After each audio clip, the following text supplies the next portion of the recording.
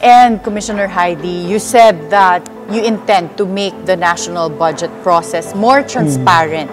Should you get a seat in Senate, how do you intend to do that? Okay, Attorney Karen, let me start by saying, ganito yun eh. People are always asking, gusto nila, pag tinanong mo, anong gusto nyo? Trabaho, hanap buhay, edukasyon, tamang edukasyon, quality education, kalusugan, at saka syempre yung mga ayuda, kasama yan. Pero ang lahat ng ito, ang tanong dyan, dahil sa katiwalian, nawawalan tayo ng resources for that.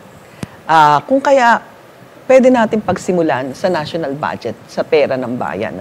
Dahil kung sasabihin natin, of course, ang ating sanang gagawin ay labanan ng katiwalian. Yan ang ginagawa ko from the past 27 years, hindi lang ngayon, di ba?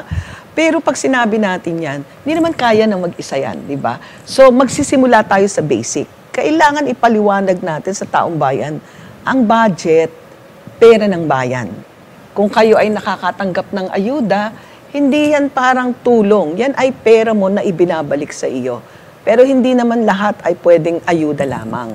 So, sa pagtuturo ng tamang paggamit ng budget, sa pagpapaintindi kung ano ang proseso, naniniwala ako na lalakas ang loob ng mamamayan, i-own up nila, aariin nila, pera namin ito, kailangan nakikialam kami, sumusubaybay kami kung paano ito ginagastos. Dahil nakita natin, palalim ng palalim yung ginagawa nilang pag-abuse ng tinatawag nating allocative power, yung the power to allocate resources. Nakikita natin yan, yung pang-aabuso, yung galawang, ang tawag natin dyan, ang biro ng mga ibang agency, buwaya moves daw.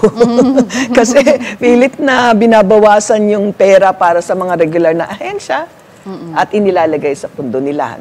Kanina, tinatanong mo ako tungkol dun sa mga ayuda. Oo, meron na tayong AIX, AKAP, na ang nagdi-distribute kadalasan daw ay from Congress. Ayun nga yung ating gustong ituro sa mamamayan. Kapag ipinaliwanag natin yung budget process natin, makikita natin na sa tamang paggamit ng pera ng bayan, sa tamang panahon, sa tamang proseso, sa tamang konsultasyon, makikita natin na mas maliligtas ang pundo sa katiwalian. Siguro let's go back to foundational concepts para dun sa mga nakikinig, di ba? Yung ability to allocate or maglagay ng pera sa budget ay talagang nasa Kongreso in accordance with the Constitution. Kaya ang tawag ay power of the purse. Pero dapat taga-legislate lang sila. Ibig sabihin, yung pinapasang budget, ay hanggang dun lang yung involvement nila. Pero yung pag-disburse at paggamit, at halimbawa kung meron mang nalagay sa budget na ayuda, ang nagbibigay dapat ay ang executive branch at yung mga ahensya.